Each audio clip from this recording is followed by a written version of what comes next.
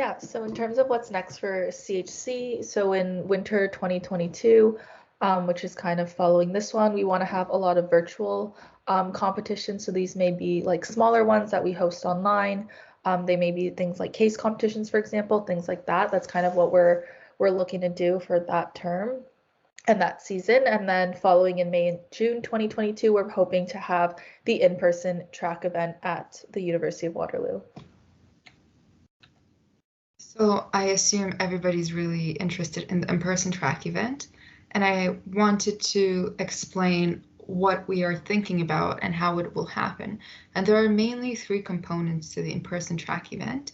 The first is using the track, test track, and we think a lot of teams are interested in this. This track is being built by University of Waterloo. We expect teams who want to use the test track to have earlier deadlines for submissions, and they need to test on Waterloo test track before the in-person event. It will be open for CHC member teams is how we envision it, but if there are any changes, we will let you guys know. In addition, we want to have showcases because realistically speaking, using the test track, even for experienced teams, might be difficult due to safety concerns, and we need to ensure all safety rules are applied and teams are completely ready, have nothing that they're against the rules. So for the showcases, teams can participate with their final design report, and they don't need to have a complete final design report to compete in the showcase competition. Because we divide a showcase competition into multiple categories where we're awarding, for example, propulsion and levitation, mechanical systems, low power voltage systems, high power voltage systems, etc. So you do not need to have a complete pod design. You will be only assessed for the material submitted. But for the material you submit, we really encourage if you have done prototyping, testing, and have data that actually shows your design is doing what it's intended to do. The third thing that we want to have are other events. We're looking into having speakers and maybe other extra competitions. A competition idea that we've finalized formulating is, for example, the Growth Award. We want to award a team that has grown as a team and showcase leadership throughout all members. And for such an award, we expect teams to write a few pages of a report explaining how they've grown as a team. And hopefully this will give you an idea of what we're thinking about. So how does the timeline look in that case? Basically, we will have the white paper deadline in January. This white paper will help us understand who wants to join the track event, what is their status, and do we need to revise our rule book? And we also want to provide white paper feedback in January as well. It will be a really short paper, just explaining that you guys understand and you're complying, etc., etc. In March, we will have the final design report deadline for those who want to use this track so that we could give them feedback in April. But for others who are not intending to use the track and just want to join the showcase competition, they will have the final design report deadline in April. This is because we are not going to check if they are complying with the rules or not for them to be eligible for the virtual showcase.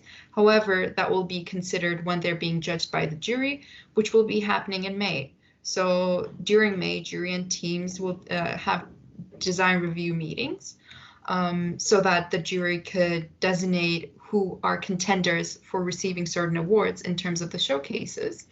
We will have testing weekends. This will be arranged by Waterloo, and they will facilitate it. And we will have some deadline for other competitions. And in June, we will have our 3-day in-person event at University of Waterloo. We decided not to go for a full week event and mainly focus on utilizing weekends because in Canada, a lot of teams don't really operate in the summer. And even if they do, they also have internships. So we took that into account, and based on that, we decided we shouldn't have such a long event. It would be hard both for Waterloo and for other teams. So it will be a 3-day in-person event. During this event, teams will have their own booths where they will be answering questions that come along the way. However, there will be no judging because we expect the judging process to happen in May, online, one-on-one. and they will network with one another, watch the live stream of the track.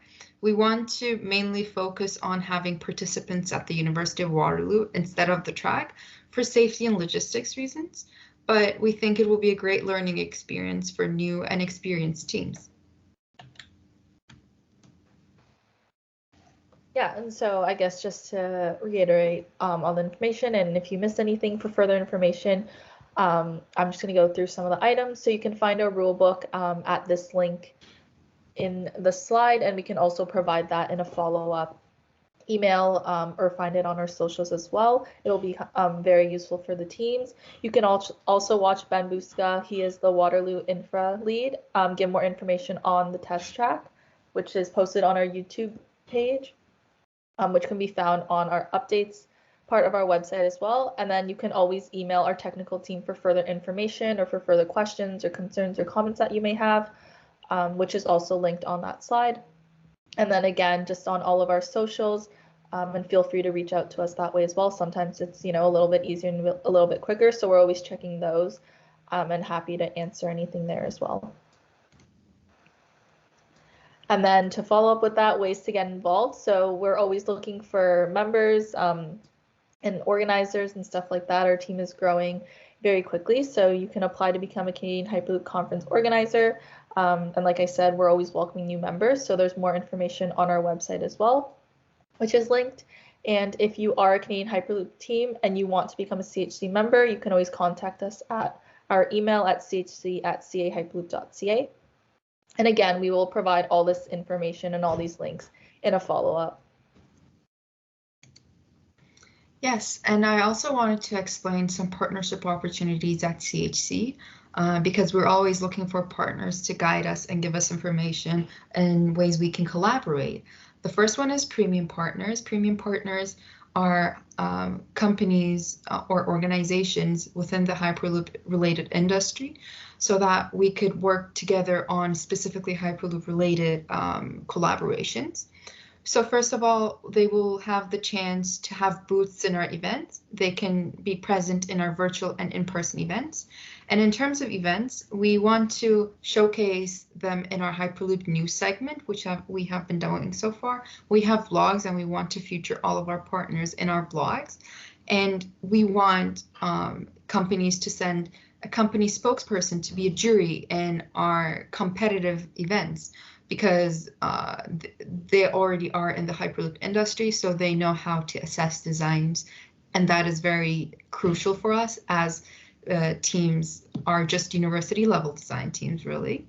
We will have partnership mentions on our website, on our social media platforms, Instagram stories, LinkedIn, Twitter, CHC newsletter, etc. And we will have partnership sessions where the partners can introduce themselves, and we could also entertain recruitment sessions for those partners if they wanted to do so. So this is a great opportunity for any engineering company that also does work related to Hyperloop. It doesn't necessarily have to be strictly Hyperloop. It could be the linear induction motor or battery design, etc. But there is an intersection between their technical knowledge and the knowledge needed for Hyperloop design that we could collaborate on. And we have project partners. Project partners is an efficient way to reach out to your target audience if your audience is looking for exposure in the wider engineering community. So with project partners, we will have joint video stories, interviews, podcasts, live streams, etc., hosted by CHC or them. And we will have mentions on CHC's media platforms regarding the joint project and partnership, and we will include their logo and link to their website on our website and other media platforms. For example, we collaborated with Worldwide Engineering to do a podcast about Canadian Hyperloop Conference, and we think that was very beneficial for both parties. So we're always looking to do other projects with such other organizations. And so we just want to give a special thank you again to our partners and sponsors. So that is Notion, Worldwide Engineering, and Transpod. The black box, we're still contemplating about it. We just haven't decided what the black box would feature, or should we just purchase something that's already made instead of manufacturing it ourselves. But we will further this question to our technical team so that it is in the next rulebook revision. We thank you for joining us today, and we hope to see you at the next CHC event. Thank you, everyone. Yeah, thank you for. Thanks. Great. Thank you, Thanks everyone. for organizing. Thanks a bunch. Bye, everyone.